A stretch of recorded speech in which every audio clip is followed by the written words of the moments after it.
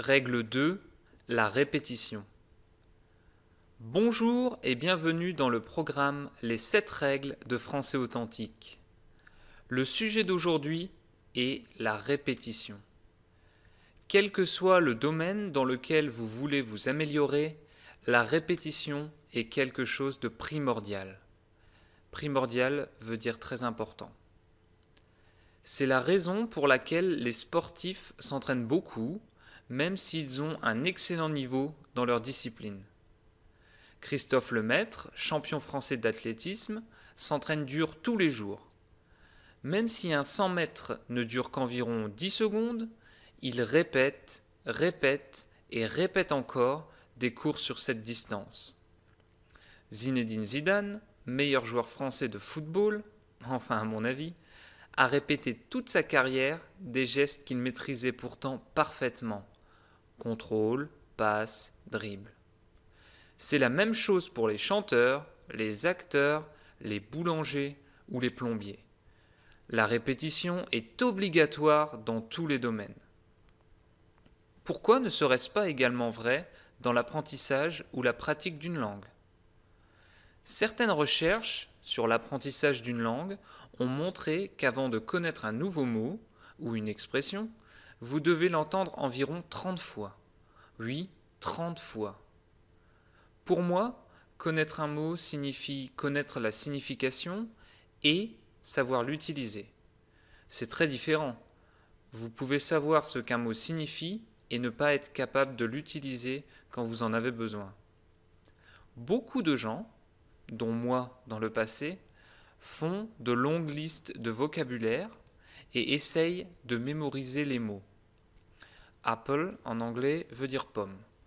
Apple, pomme. Apple, pomme. Apple, pomme. Ils répètent, mais ce n'est pas une bonne méthode, car il n'y a ni signification, ni contexte. Alors, comment répéter ? Quelle méthode est-ce que j'ai utilisée moi-même en anglais et en allemand avec succès ? La première chose importante est le contenu. J'ai longtemps essayé d'écouter des articles audio dans des langues étrangères, principalement des CD accompagnant des méthodes d'apprentissage classiques, mais après une ou deux écoutes, c'est devenu ennuyeux. Les dialogues sont lents, monotones et non naturels. Bonjour, comment vas-tu ? Ça va bien, merci. Et toi ? Bien, merci. Mais personne ne parle comme ça. Il faut donc écouter quelque chose d'intéressant et d'authentique. Même si vous avez plus de difficultés à comprendre, ce sera moins ennuyeux pour vous d'écouter ce type d'article. Vous n'aurez donc aucun problème à l'écouter de nombreuses fois et vous apprendrez beaucoup plus vite. Un autre avantage d'écouter quelque chose d'authentique est que vous apprenez de la grammaire en même temps. Prenons un exemple. Tous les matins, en allant au travail, vous écoutez un article de français authentique dans lequel vous m'entendez dire « pour que vous puissiez ». Pour que vous puissiez. Vous écoutez ce même podcast de nombreuses fois car vous avez compris que la répétition est le secret de votre succès.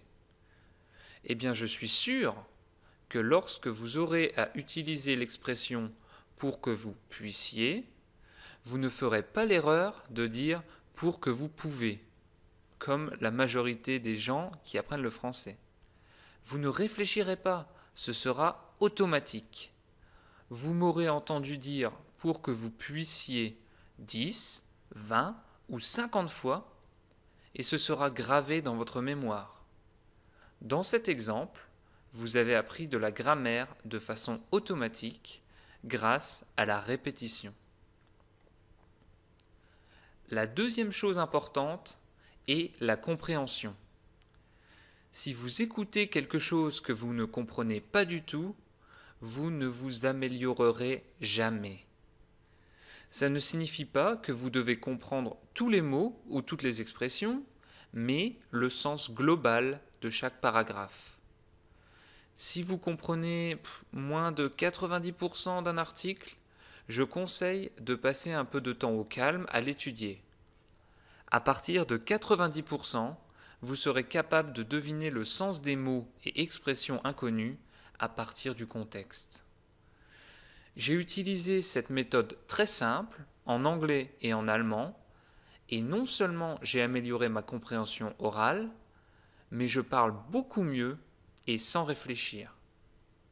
Écouter et répéter du matériel compréhensible et authentique est la solution pour vous améliorer dans une langue.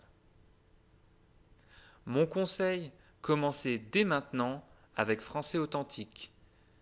Lisez le texte des podcasts ou des articles du programme Les 7 règles de Français Authentique et essayez de comprendre le sens général.